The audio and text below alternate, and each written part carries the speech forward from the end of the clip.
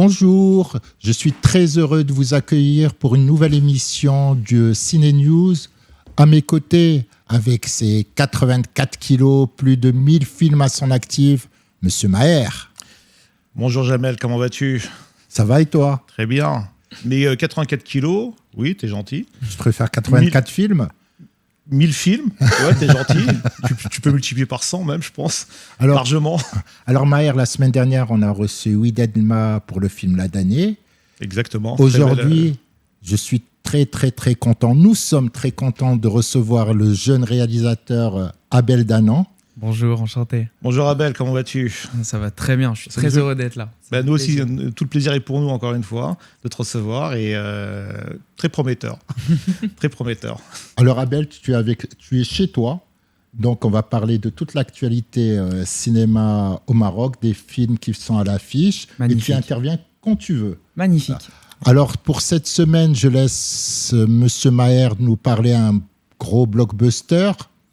Le blockbuster de cette période. Alors le seul film que Disney de la franchise Marvel que Disney n'a pas pu qui est toujours sous l'égide de Sony. Qui est toujours sous l'égide de Sony, tout comme Spider-Man et compagnie, mais qui trouve des conventions avec Disney et Marvel, les compagnies, pour pouvoir distribuer aussi les films de leur côté. Alors on va voir la bande-annonce. On voit tout de suite la bande-annonce.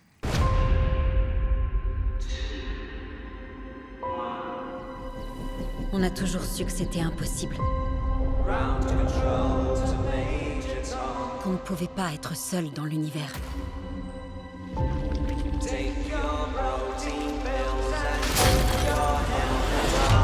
c'est notre travail de faire en sorte que ça reste un secret.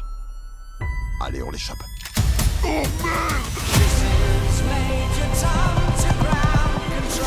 On est des fugitifs. En cavale et dans la merde. On nage en plein rêve, mon gars. Tu le penses vraiment? Non. Eddie Brock! Madame Chen. Coucou. Il paraît qu'ils ont une bonne raison de nous traquer. Eddie, ma ruche. Elle nous a trouvés. C'est quoi ce monstre?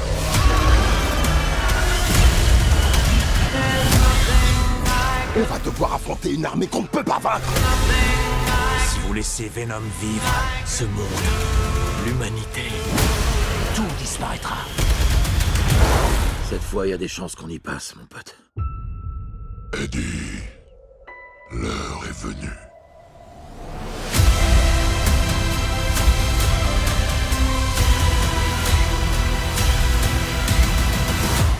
Franchement, dis-moi, à ton avis, à combien tu crois que tu pourrais le faire monter sans que ça le tue? Y a qu'une façon de le savoir.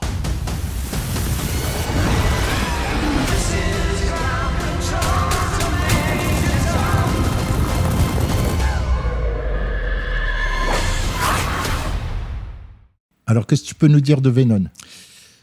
Qu'est-ce que je peux vous dire ? Écoutez, c'est le 3e épisode. Donc on poursuit toujours le protagoniste Tom Hardy qui joue le rôle de Venom dans ces multitudes d'aventures. Bon, c'est toujours assez rocambolesque. Donc il y a des invasions martiennes pour pouvoir faire la peau à Venom. Il y a les humains qui veulent faire la peau à Venom. Il ne faut pas raconter le film. Non, je t'explique juste les bases du film. Voilà, donc s'il est fidèle aux 2 premiers, tant mieux. Je crois que c'est un film très générationnel. Voilà, je pense que il y a une génération qui adore ce genre de film-là. À voir, bien sûr, à voir. Il faut toujours aller voir les films au cinéma, qui est réalisé par Kelly Marcel, qui a un petit background sympathique aussi au niveau de sa filmographie, tout ça. Et Tom Hardy, écoutez, je pense que c'est la seule personne qui sauve vraiment le film, quoi. Il y a vraiment cette tête d'affiche qui est vraiment impérative pour ça. Voilà. Abel, t'es un fan de Venom? Alors moi, c'est compliqué parce que je suis un très grand fan de Marvel. Parce que Marvel, quand j'étais petit, moi, c'était c'était le rêve, quoi. Je sais pas comment dire. C'était vraiment la définition du divertissement dans ce que ça avait de plus accessible, et c'était les meilleurs moments, quoi, au cinéma. Donc j'ai beaucoup suivi. Forcément, avec l'âge et avec la multitude de projets les séries, les plateformes. Enfin, on s'est un peu perdu. Tu t'es perdu, ouais, Ouais, exactement. on s'est un peu perdu. Mais Venom, j'ai regardé le 1 que j'avais trouvé pas mal. Il y avait des choses. C'est pas le meilleur, je trouve, de cette série, mais il était pas mal. Et après, je suis quand même curieux de voir le 3 parce que je sais que là, du coup, c'est le dernier de la trilogie, de ce que j'ai lu. C'est une trilogie, voilà, c'est ça. Voilà, en c'est général, ça. le 3, ça conclut la trilogie, C'est ça, comme on dit, voilà. voilà. Et je pense qu'il n'y en aura pas après, normalement, de ce que j'ai compris. Parce que justement, il y a un. Non, mais tu pourras jamais te débarrasser d'un héros, d'un super vilain comme Venom. Bien sûr. C'est quelqu'un qui sûrement un suit, tu vois, c'est comme spin-off, Carnage, tu extraordinaire. vois. Il y aura C'est- sûrement un spin-off. Oui, bien sûr. Non, mais puis même, ça, c'est pour le mieux. Parce que moi, pour moi, Venom, c'est Spider-Man 3. Le Spider-Man de Sam Raimi. Et Sam Ouais, ça, Raimi. ça aussi, quoi. Non, mais Voilà. Venom, c'est toute une. Non, mais tu as connu un peu les bandes dessinées ou pas du tout? Ouais, bien sûr. Voilà, bien sûr. donc c'est le symbiote. Bon, on va pas rentrer dans la polémique du Venom. Déjà, on en parle suffisamment en ce moment. Donc, mais écoute, très bien. Donc, comme d'habitude, à voir au cinéma, toujours avoir avant aussi, toute non. chose. Mais moi, on va passer d'un super-héros de chez Marvel à un super grand réalisateur que moi, en tout cas, j'aime beaucoup ce réalisateur parce que j'ai grandi avec. On va voir la bande-annonce de son film qui est le Juré numéro 2 et on en parle juste après. J'ai été convoqué pour être juré. Ils ont dit que ça devrait pas être, non. Ce meurtre est un crime d'une grande sauvagerie, commis par un homme malfaisant. Ce type est un criminel dangereux et il va répondre de ses actes. Je n'ai qu'une question à vous poser.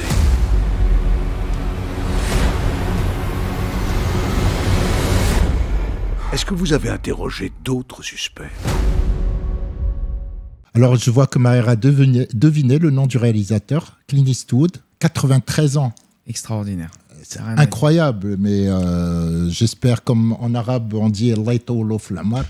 Bah, Donc, écoute. je pense que c'est un réalisateur qu'on aime beaucoup, qui a fait tous les genres de films, qui est passé du western à l'émotion, au comique. Ah non, je crois qu'il a fait tous les genres, Film voilà. policier avec les inspecteurs Harry. Je pense que le seul Et voilà. truc qu'il a pas fait, c'est les films de super-héros. Voilà, il a fait donc, des super-héros à sa je façon, pense- C'est le humain, tu super-héros vois. américain. quoi. Voilà. C'est ça. Alors, Le- le film, c'est Juré numéro 2, qui parle de l'histoire d'un homme qui a été convoqué pour un procès, pour être juré dans un procès, et qui remarque qu'il est directement impliqué dans un meurtre. Et donc, voilà, c'est l'histoire. Je pense que Clint Eastwood revient un peu à ses... Ah, il revient exactement à ce qu'il sait parfaitement faire, la super réalisation. Moi, ça me fait rappeler un peu Jugé coupable. Je ne sais pas si tu te souviens de ce film-là, Jamel. Voilà, de Clint Eastwood aussi, qui était vraiment un rebondissement, un suspense phénoménal, tout ça. On est exactement dans la même ambiance avec ce film-là. On va pas trop en dire parce qu'on risque de trop spoiler. Mais bon, allez le voir. Clint Eastwood, de toute façon, c'est un légendaire. Pour moi, c'est plus légendaire. En ce moment, on a beaucoup de légendes réalisateurs, tu vois ce que je veux dire. Donc voilà, pour moi, c'est vraiment légendaire. Ben, je veux dire, aujourd'hui, c'est un monstre du cinéma, c'est peut-être un des derniers qui reste, qui existe encore aujourd'hui. Abel, alors, un des films de Clint Eastwood qui t'a marqué, je sais que tu es un grand fan. Clint Eastwood, ouais, il y en a tellement, il a fait tellement de chefs-d'œuvre. Déjà en tant qu'acteur, c'est vrai que quand tu commences en tant qu'acteur et que tu joues pour Sergio Leone, Don Siegel, Michael Cimino, enfin, Oui, t'as un t'as- bon bien background pour devenir un bon réalisateur. Mais c'est vrai que en tant que réalisateur, enfin, Mystic River, c'est un chef-d'œuvre, Impitoyable, c'est qui est un Unforgiven, western. c'est poids lourd. extraordinaire. Même les deux films qu'il avait fait sur la guerre, Iwo Jima, Lettre à mémoire de nos Iwo Jima, pères, et, voilà, c'est ça. À la gloire de nos pères et de l'être. ça, C'est c'était- phénoménal. C'est c'était phénoménal. Moi-même, des films un peu plus, on va dire, un peu moins aimés qu'il a fait, je trouve qu'ils sont formidables. Enfin, il y a des films comme American Sniper. Je me souviens quand même que quand je l'avais vu, il m'avait mis une sacrée claque en termes de mise en scène et d'intensité. Et toujours surpris par aussi les choix des acteurs, parce que Bradley Cooper, qui sortait de Very Bad Trip, Complètement. Hangover pour les autres, et le mettre dans ce rôle-là. Et puis ce rôle, quoi, c'est ça. Ah oui, mais c'est complètement à. extraordinaire. Non. Mais il sort toujours des acteurs, tu vois, de sa poche qui sont assez surprenants Ouais. et qui finalement ils font très très bien le job. C'est aussi C'est un ça. bon. Il repère très bien les acteurs. Ah, c'est un magnifique. Ouais, directeur il a d'acteur, l'œil, c'est- il a un œil que nous n'avons pas et que finalement le résultat est toujours au top, comme on dit. moi, un des films de Clint Eastwood, on en a parlé tout à l'heure, ça reste Mystic River, parce on revient à ce qu'on disait là tout de suite, quand on voit Sean Penn, qui est déjà lui emblématique, un Tim Robbins. Ah ouais, non, mais t'as un truc assez phénoménal, quoi. Voilà, dans Mystic River, les histoires, comment la direction photo, tout est incroyable. Non, mais toujours très bien entouré, et c'est le recordman au niveau du temps pour les films. On en a oublié un. Gran Torino. Quand même, c'est ça. Voilà. Il faut parler Gran Torino, quand même. Oui, voilà. Quand même. On n'a pas le droit de passer à côté. Ordinaire aussi, c'est ça. Gran Torino, il est revenu à sa base. Ouais. Tu vois, là-dedans, tu vois un peu tu vois un peu du Blondin, du Bon, le Rouge et le Truand, tu vois un peu de Dirty Harry. Il a vraiment tout réuni. Et le côté, tu vois, américain, on va dire aigri. On peut dire aigri, qui se fait entourer par des Coréens, des trucs comme ça. Limite, tu penses qu'il est raciste, mais pas du tout. Tu vois ce que je veux dire ? Non, c'est ça.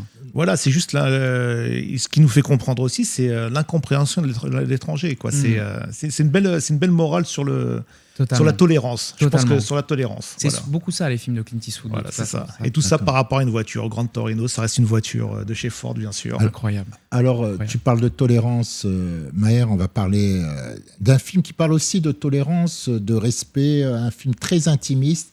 C'est un film de Reda Kateb qui s'appelle Sur un fil. On regarde la bande-annonce. Et on revient vers vous.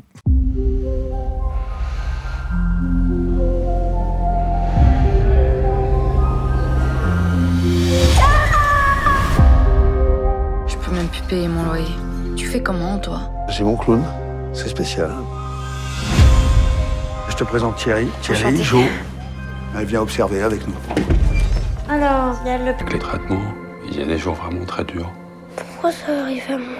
Tu sais, puisque t'es magique. Dès que vous rentrez dans une pièce, faut rire absolument avec vous, c'est ça? Faut crier la vie est belle, mais des fois la vie elle est pas belle en fait. Je pense que tu n'es pas encore prête. Je dois me séparer de toi. On ne peut pas avancer seul dans la vie. Il y a des gens qui comptent sur nous. Je lâcherai rien. Comment on fait pour trouver la bonne distance? On pleure parfois, et puis on partage les sourires quand ils sont là.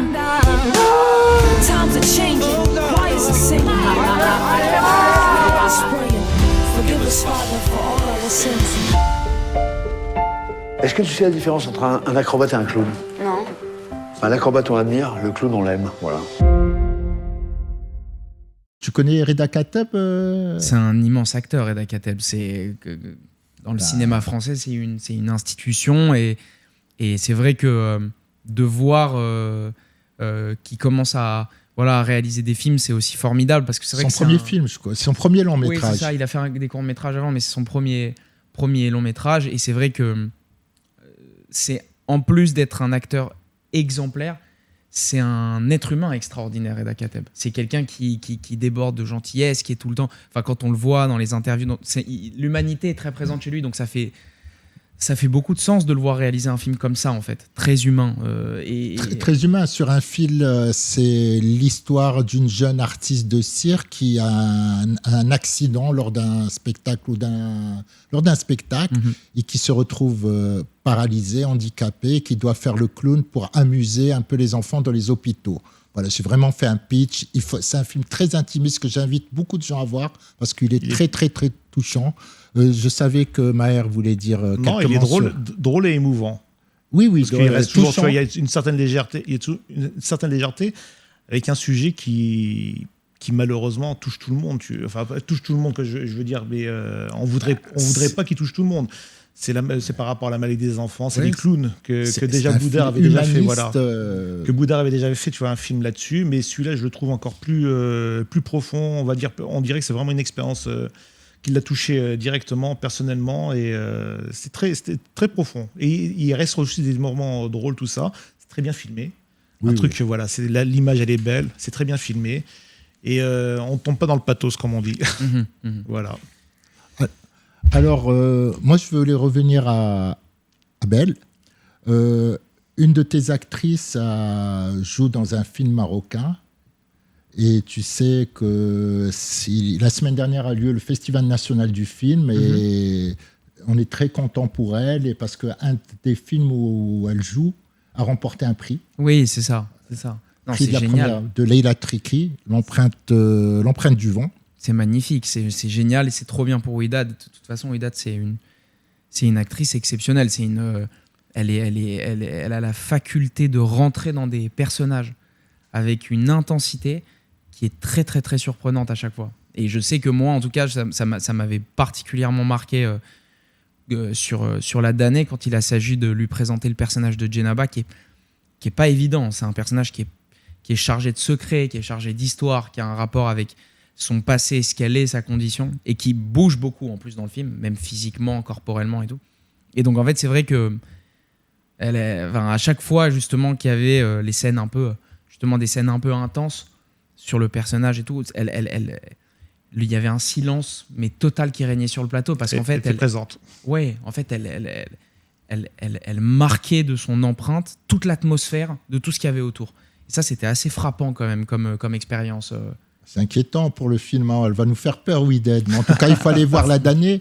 On invite vraiment, il y a une avant-première publique le 28, mais il sera en salle le 30 au cinéma, le mercredi 30. Donc je vous invite tous à aller le voir. Alors on va quand même donner le palmarès du Festival national du film marocain. Alors moi, un beau film, franchement, je suis content qu'il ait gagné le Grand Prix, c'est L'émeute de Kamal Lasraq. Malheureusement, il est déjà sorti en salle, mais tu l'as vu là? Je l'ai vu, ouais, bien sûr, je l'ai vu en France. Il est formidable. C'est une sorte de road movie nocturne. C'est ça. Où il se balade avec un cadavre dans tous les bas-fonds de Casa. Si tu l'as pas vu, Maher, je t'invite vraiment à aller le voir. Ça, c'est ma vie. Les bas-fonds de Casa. Avec le cadavre, bien sûr. Non, bien sûr, je plaisante. Non. Je l'ai vu. Très bon film. À voir. Recommandé à tout le monde. Oui. Totalement. Il y a le film de Jehan Bahar aussi, qui est triple A, qui est toujours à l'affiche, qui a remporté 3 prix, alors que je ne me trompe pas. Il y a le prix du scénario, le prix du premier rôle pour Khalid Oubaka et le prix du second rôle pour Majdoulin Idrissi. Bravo. Voilà, ce sont à peu près tous les prix. Bon, il y en a d'autres, vous pouvez consulter sur le site du Centre cinématographique marocain. Mais voilà, c'est les prix les plus importants pour le Festival national du film. Merci Jamel de nous en avoir parlé. C'était important que tu puisses nous en parler de ce festival-là. Ça reste important. Mais bon, on va rebondir sur autre chose maintenant. On rebondit sur la damnée, puisqu'on a le plaisir d'accueillir. Pas que la damnée. Je pense qu'on va surtout s'intéresser à notre ami Abel Danan, qui est en notre compagnie. On va apprendre à le connaître un peu plus. Bien sûr. Il est là pour ça, je pense. Il va passer sur le grill. Surtout 25 ans et déjà 2 gros films. Je t'ai demandé de pas me parler de moi, s'il te plaît. De parler de moi. Loin de tes 84 kilos, tes 1000 films. Voilà, toi. Et j'aime bien quand tu me dis 25 ans. Ça. Écoute, que du talent concentré, Abel. Bravo. Ah bah merci beaucoup, c'est gentil. Non, ça me fait très plaisir d'être là pour pouvoir présenter le film au Maroc, parce que c'est un endroit qui est tellement important. Dis-moi déjà, est-ce que tu peux nous parler un peu plus de toi? Bien sûr. Qu'est-ce que tu as fait avant? Comment tu es arrivé dans ce monde cinématographique? C'est quoi tes envies, tes inspirations? C'est beaucoup de questions. C'est beaucoup de questions. Voilà, tu vois, je te fais un pot pourri de questions. Allez, tu réponds. Je crois que moi, je m'en allais. Je vais vous laisser. Je te rappellerai tout à l'heure. Non, écoutez, moi, oui, en fait, je suis français, mais je suis d'origine marocaine. Mes 2 parents sont nés en fait au Maroc. Ma mère est née à Casa et mon père est né à Fès. Donc en plus 2 ambiances très très différentes. Ah oui. Et ils sont restés jusqu'à une partie de leur enfance au Maroc avant de venir en France. Et en fait, du coup, moi, ça a toujours été, le Maroc a toujours été très très très important dans ma famille en général, au global. De par le côté des racines, des origines, et puis parce qu'en fait, on est très fiers d'avoir ces origines-là. Et c'est vrai que quand j'étais petit, je venais énormément au Maroc, justement avec mes frères, avec ma famille, et surtout beaucoup à Casa. Donc ça me fait plaisir d'être là, parce que j'aime énormément cette ville. Elle me rappelle beaucoup de choses à chaque fois. Ça fait plaisir de savoir que tu es un Marocain. Ouais, non, mais c'est un plaisir, un immense plaisir. Et c'est vrai que du coup, c'est pour ça que ça a été très important pour moi quand il a s'agi de faire mon premier long métrage. Moi, en fait, si vous voulez, j'ai commencé à faire des courts métrages aux alentours de 18 ans. J'ai commencé par faire des courts métrages au Japon. Parce qu'en fait, une histoire de vie assez folle du frère de mon grand-père qui était marocain a fait qu'en fait, il a eu, au cours d'un voyage et d'une histoire de vie totalement dingue, en fait, il a eu une femme là-bas et des enfants, etc. Et ce qui fait qu'en fait, on a toujours eu un lien aussi assez drôle, assez amusant avec le Japon. Tu veux dire que tu as des cousins japonais? J'ai des cousins japonais. Des cousins japonais d'origine marocaine. C'est ça qui est drôle. C'est génial. C'est magnifique, ça. C'est génial. Ouais. Non, c'est magnifique. Et donc, en fait, c'est vrai que l'amour du cinéma, il est beaucoup aussi passé par ces deux endroits, par le Maroc et par le Japon. Elle est magnifique, l'inspiration. Ouais, bah oui, c'est ça. L'inspiration est vraiment magnifique, quoi. C'est le côté japonais, le côté marocain, ouais, et la France qui régente un peu au milieu. Voilà, non, c'est ça. Non, c'est pas mal. C'est beau, c'est beau. C'est ça. C'est tout un panel de cultures assez différentes. Et en fait, du coup, c'est vrai que moi, j'ai commencé par faire des films. Il s'appelait comment déjà ton court-métrage? Alors j'en ai fait 2. Le premier que j'avais fait s'appelait Coming Home. C'était un court-métrage sur des yakuza, justement, l'équivalent de la mafia et de la pègre japonaise. D'accord, oui, c'est ça. Mais c'est un film très mélancolique. C'est pas un film violent. C'est un film qui un peu, en fait, à cette époque-là, et j'étais immensément fan et admiratif du cinéma de Takeshi Kitano. C'est un peu le Clint Eastwood japonais, quoi. Tu sais qu'il a été reproduit dans tous les sens du terme. Voilà, les 7 samouraïs, c'est les 7 mercenaires. Exactement. T'as beaucoup de références qui sont assez phénoménales. Et en fait, du coup, c'est vrai que lui, il a toujours une façon assez mélancolique de voir cette figure des Yakuza en général. Et en fait, moi, ça me plaisait beaucoup de les voir un peu comme des humains, finalement, avec des sentiments, avec des émotions, qui peuvent rigoler, qui peuvent boire, qui peuvent pleurer. Et donc, en fait, j'ai fait ce court-métrage. Et en fait, ensuite, j'en ai fait un autre à peu près sur une thématique un peu plus moderne, mais aussi au Japon. Et justement, ça m'a permis un peu de faire mes armes dans ce que je voulais faire et dans les genres en fait, de films que je voulais traiter.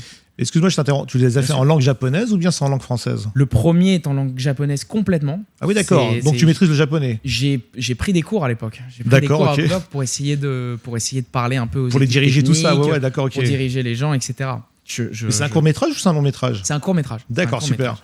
C'est un court-métrage. Et celui que j'ai fait après, il est en anglais parce qu'il raconte une histoire d'amour une histoire d'amour un peu compliquée entre un Français et une Japonaise à Tokyo. Et là, pour le coup, du coup, c'est en anglais et ça parle un peu de tout. Et en fait, ce qui s'est passé, c'est que ça m'a permis un peu de... C'était un laboratoire, c'est ça qui est génial avec les courts-métrages. C'est qu'on peut toujours essayer tu expérimentes tout, exactement. Voilà, c'est ça. J'avais fait aussi à l'époque pas mal de clips musicaux pour des artistes très français, pour le coup. Benjamin Biolay, etc. Ah ouais, d'accord, ok, super. J'aime beaucoup. Ouais, c'est formidable, un grand monsieur et un bon acteur aussi. Et un très bon acteur, c'est ça. En passant par là aussi, non, il a beaucoup de charisme. Exactement. C'est vrai que nous on avait fait c'est un personnage, exactement. C'est un vrai personnage. C'est un vrai personnage. Oui, je suis d'accord. Et en fait, le fait de faire toutes ces choses m'a permis de tester plein de genres différents et de savoir un peu ce que je voulais faire. Et en fait, quand est arrivé le sujet de faire un premier long métrage, c'est vrai que de façon très naturelle et instinctive, je me suis dit qu'il fallait que je parle du Maroc parce que déjà, je savais que je voulais orienter le début de mes films, on va dire, vers le cinéma d'horreur et le cinéma de genre, parce que moi, c'est le cinéma qui, quand j'étais petit, était le plus communicatif, on va dire. C'est-à-dire, en fait, c'était les souvenirs avec ses frères, on n'avait pas le droit de regarder les films. Les émotions, les traumatismes, enfin voilà, le fait d'avoir... chacun...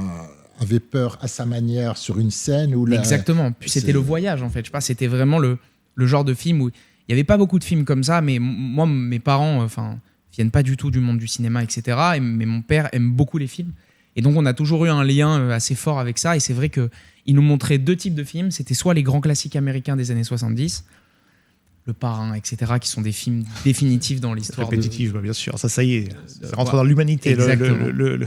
Exactement, et très important dans l'histoire de notre vie, même à nous. Et les films d'horreur. Les films d'horreur, les films de John Carpenter. Voilà, je me souviendrai toujours de cette affiche terrifiante de l'Exorciste qu'on n'avait pas le droit de voir. Ah oui. On n'avait pas le droit. Ah, ouais. Les parents nous disaient on n'avait pas le droit. Et évidemment, Ah, quand on est 3 frères et qu'on a, et qu'on a une dizaine d'amis et qu'on a des interdits, le premier truc, c'est de les casser, quoi. Ah, il faut le voir, l'Exorcisme. Même pour les générations qui n'ont pas encore découvert ce film-là. Formidable. C'est un film faut le voir. terrifiant. Je l'ai vu, il a pas. Enfin, moi, jusqu'à aujourd'hui, je l'ai vu. J'avais à peu près ton âge, même beaucoup plus jeune. Aujourd'hui. Beaucoup plus jeune. Non, mais oui, je beaucoup confirme. plus jeune. Mais, c'est un film de 73. Donc, moi, je sais que. Allez, je devais avoir une dizaine même d'années. C'est encore 83, j'ai dû le aujourd'hui, voir. avant de le voir, je me prépare psychologiquement. Ah, c'est terrifiant. Terrifiant. Puis tout ce. Moi, j'adorais, en fait, surtout dans le film, ce qui me marquait le plus, évidemment, c'est tout l'aspect très long et la construction sur les personnages que je trouve brillante. C'est ça qui est fou dans ce film. C'est que c'est un film presque chirurgical sur la schizophrénie. C'est super bien monté. Il est super bien monté. Qui part en film de film d'épouvante, après film d'exorcisme. Mais moi, j'adore le début de la version longue qui montre le père qui est en Jordanie dans les ruines et où ça commence avec ce titre et le fond sur le muezzin, etc. Et ça, vraiment, pour le coup, ça m'avait... Je sais pas si t'as vu l'Exorciste 2 avec Richard Burton à l'époque. Et justement, ça te parle beaucoup de ce côté-là, la Jordanie. C'est le prêtre qui est sur la Jordanie, qui est en train de faire ses recherches. Et c'est là-dessus que ça se passe, l'exorcisme. Attention, je dis pas que il a le mérite d'exister. En plus, avec Richard Burton, qui était l'une des pointures de l'époque. C'était l'un des plus gros acteurs de l'époque, ex-mari de Liz Tyler, entre autres. Alors, oui. Voilà, c'est juste une parenthèse. Mais voilà, il parle beaucoup de ce côté-là, tu vois, des ruines de... Passionnant. Et moi, je me souviendrai toute ma vie de ces visuels. C'est-à-dire que moi, en plus, mon père étant marocain, je me souviens, c'était toujours drôle parce qu'on récupérait en fait les films hollywoodiens et en fait, on essayait de récupérer les parties. Enfin, il y avait toujours un espèce de rapport hyper spécial aux parties très orientales dans ces films-là. Et je me souviens que Indiana Jones 1, il y avait les scènes où, vous savez, où quand ils sont en train de creuser pour chercher l'Arche d'Alliance et qu'il y a le soleil qui tombe et qu'il y a les gens qui chantent en arabe. Et il y a Indiana Jones qui traîne autour et tout. Ça, c'est des plans m'a marqué toute ma vie. Donc je savais qu'il fallait que je parte vers ça un peu, quoi. Alors, on retrouve ces inspirations dans La damnée. Bien sûr. Et, La damnée, c'est un film que en fait, justement, j'ai... Je pose la question parce que déjà, tu as parlé de l'Exorciste et je vois quelques scènes. Bien maintenant, sûr. Tu as fait le lien. Moi, j'ai fait le lien rapidement avec l'Exorciste. Totalement. Il y a beaucoup de... ce qui est génial dans le cinéma d'horreur, c'est en fait de voir à quel point à chaque fois en fait les plus grands réalisateurs, mais même ceux qui n'ont pas forcément fait des films d'horreur après, ont commencé par ça parce qu'en fait ils t'expliquent tous que c'est un laboratoire pour créer des choses.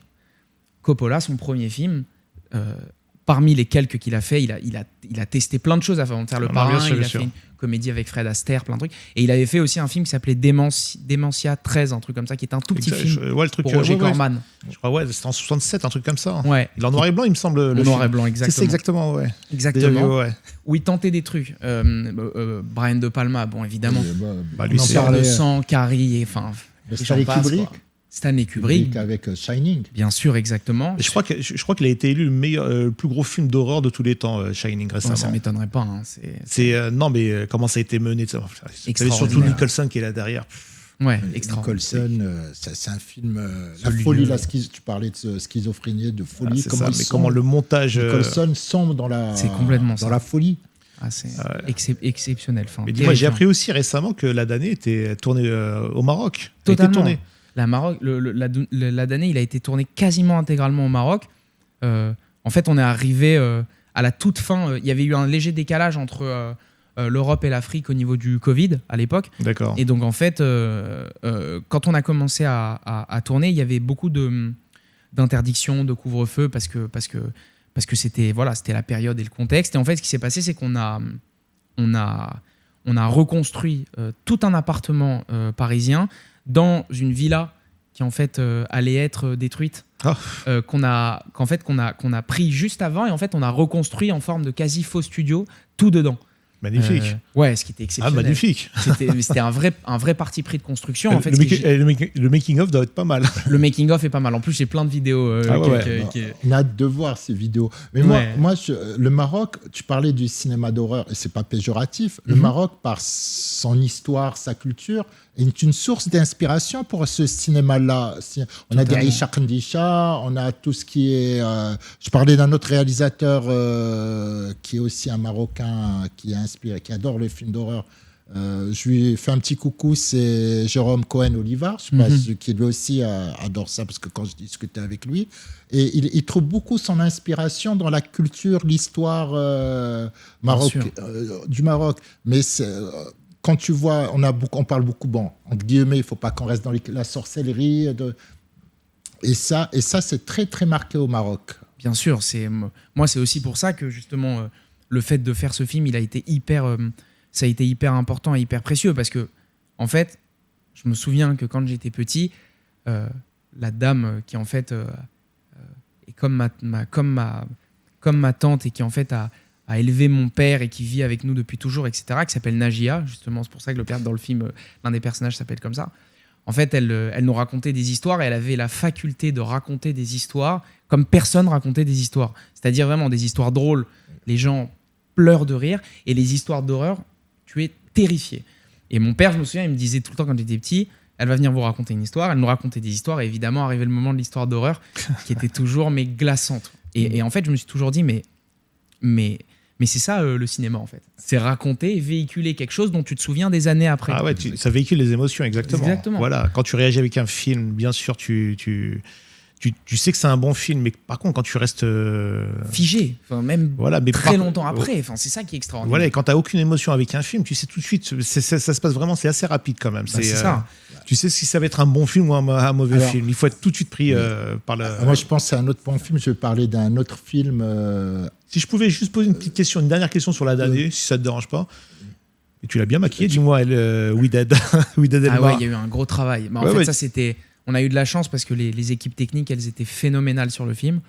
Et en fait, quand est arrivé justement tout ce qui a trait à l'univers visuel du film, en fait, ce qui est génial et ce qui est aussi frustrant, c'est qu'en fait, même si c'est des thèmes qui sont hyper ancrés dans la culture marocaine, en fait, il n'y a pas beaucoup de films ou d'images ou de livres ou de choses qui en parlent.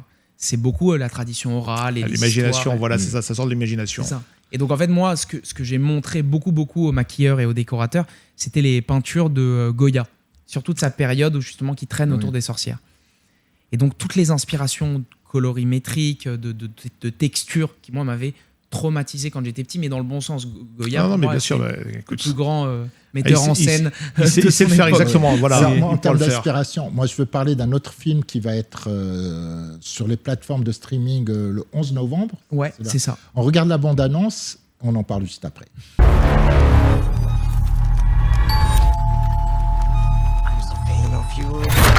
Live!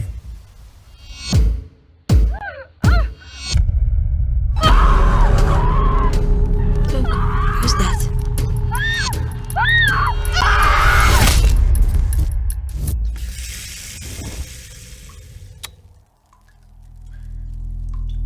Mary, is that you?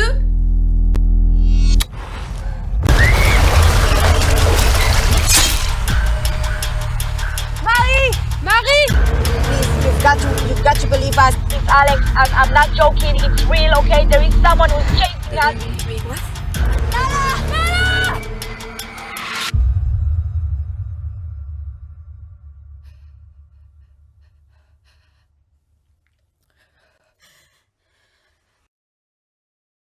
Don't Watch, là aussi. Là, on est sur un autre contexte. Ouais. Oui, mais aussi pas très drôle, on va dire. Oh, quoique, ce film-là, il est quand même plus drôle parce qu'il y a beaucoup de second degré sur ce monde, sur le rapport qu'on a à l'influence, le rapport qu'on a aux réseaux sociaux, à la réussite personnelle, générale, à l'orgueil. C'est un film que j'ai fait beaucoup pour ça aussi. C'est-à-dire, moi, j'aime aussi beaucoup cette frange en fait de films qui sont des films qui parlent de sujets de société très très très modernes et qui utilisent un peu la satire pour les pousser, on va dire, dans des retranchements dans lesquels ils n'iraient pas. Un peu à la Wes Craven. Totalement à la Wes Craven. C'est hyper amusant d'ailleurs de notifier comme lui aussi. Enfin, en fait, c'est marquant parce que la première partie de sa carrière, c'est vraiment des films mais très sérieux, très. Les Griffes de la nuit. Mais la maison sur la gauche, enfin la colline à des yeux. La colline à des yeux. Et même terrifiant, les Griffes de la nuit, le premier, il était terrifiant, mais ceux qui ont suivi. Et après, voilà, après, il a voulu rajouter un peu de comédie, un peu ça. Et c'est vrai que Scream, ça a été vraiment le. Oui. C'était un switch. Scream, c'était un vrai switch. Un vrai switch, exactement. Bon, enfin, le 2, 3, 4, 5, 6, 7, 8, 9. Enfin, je sais pas combien il y en a eu. Il y en a encore, est-ce que c'était nécessaire? Ouais. Est-ce nécessaire? Mais ça reste bon après Wes L'art de Craven. pousser la mise en abîme, ouais, toujours. Voilà. Mais donc, tu nous en dis plus sur ce film, encore avec Ouida Delma. Exactement. Alors ça, c'est un film pour le coup. Est-ce que tu l'as bien maquillée? Non, je plaisante. Son personnage sort beaucoup aussi de ce qu'elle a l'habitude de faire, et elle a livré une prestation assez énergique. C'est un personnage assez riche dans le film. D'accord. Mais en fait, ce film, il est parti d'un postulat. C'est que moi, aimant justement vraiment beaucoup aussi la faculté qu'a le cinéma d'horreur à pouvoir se construire dans différents types d'économies, je me suis retrouvé avec plusieurs amis très précieux et je leur ai dit, est-ce que ça vous tente de faire un film dans un jardin ? Mais vraiment ambiance Evil Dead, c'est-à-dire le film avec des bouts de ficelle, littéralement. Et en fait, ce qui s'est passé, c'est que j'ai trouvé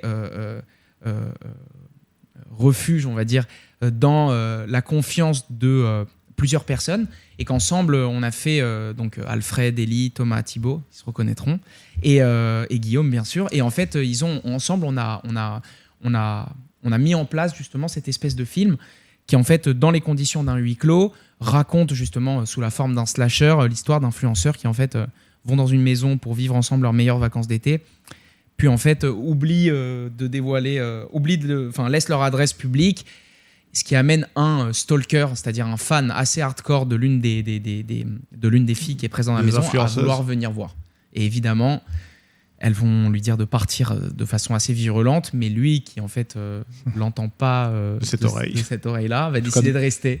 La bonne oreille. Voilà, c'est ça. Non, mais là on voit quelques bases de bons classiques. Oui. Non, mais on voit des bases de bons classiques d'époque. Écoute, c'est prometteur.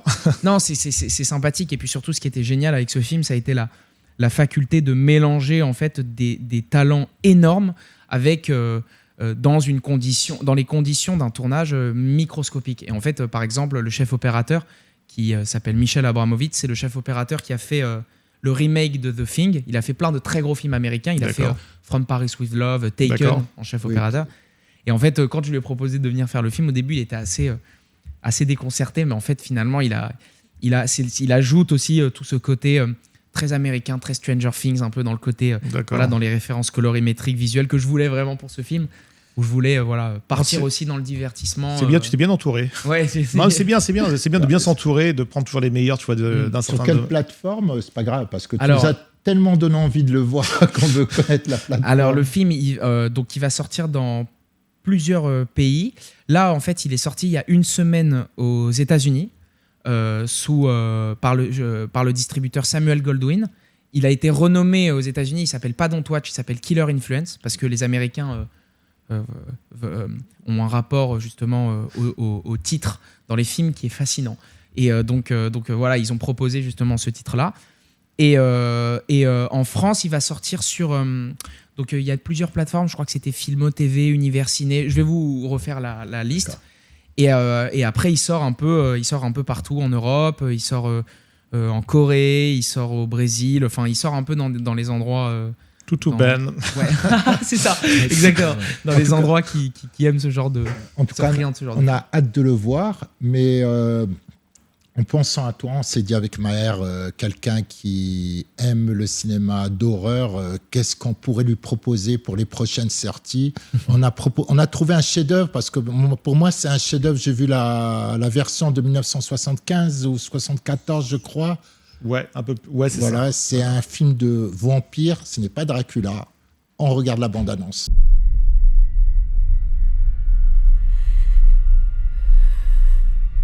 Viens à moi.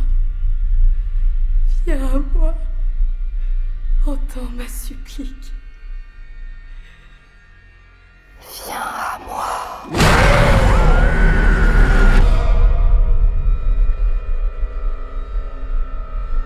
Professeur,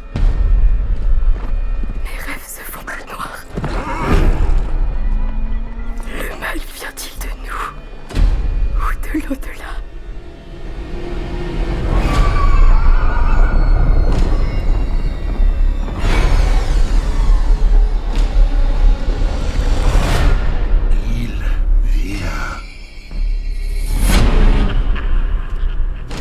Il vient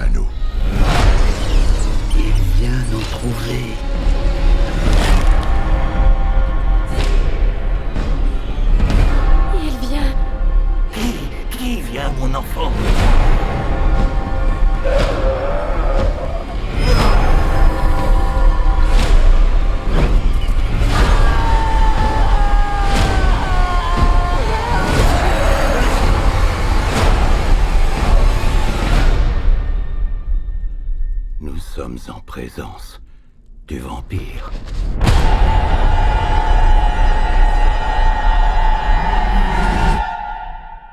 Nosferatu.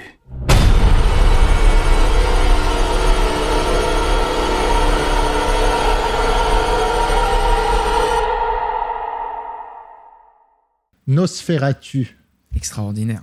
Nosferatu. C'est d'ailleurs très drôle parce qu'il y a dans Don't Watch, une des scènes montre les influenceurs entre eux dans la maison en train de parler et en train de raconter des bêtises et d'être sur les téléphones. Et en fond, ils regardent un film et c'est la version de 1920. La version de Murnau. Exactement. Très, très ancienne version. Parce qu'il y a eu plein de remakes. Ah oui, bien sûr. Il y a eu Werner Herzog qui a refait un film avec Klaus Kinski, Isabelle Adjani, exactement. Il y a eu plein de remakes parce que c'est un film matriciel de l'histoire du cinéma, Nosferatu. C'est pour ça que j'ai bien insisté que ce n'était pas Dracula, c'est un vampire. Exactement. Voilà. Donc, Maher, qu'est-ce que toi tu connais bien Nosferatu? Tu n'es pas Nosferatu, mais tu le connais bien. Merci de le préciser.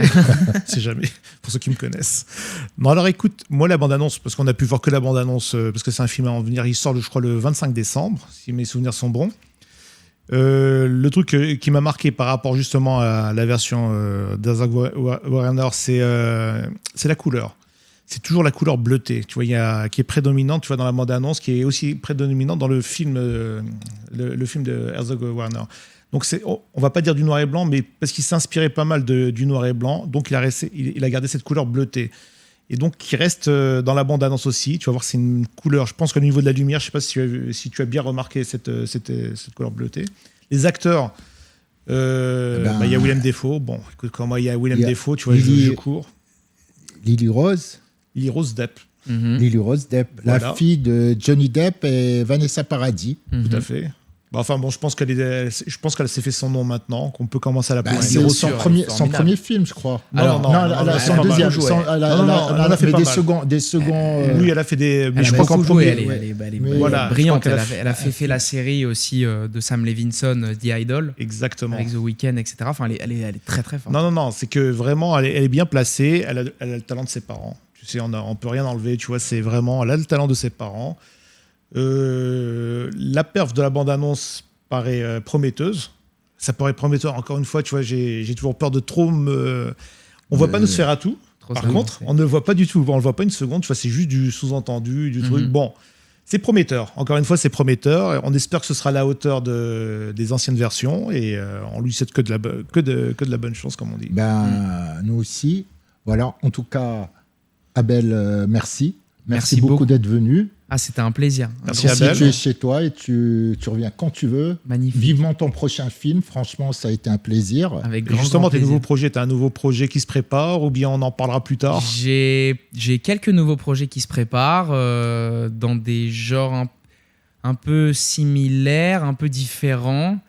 Il y a des choses qui changent drastiquement et il y a quand même aussi une envie d'un peu poursuivre...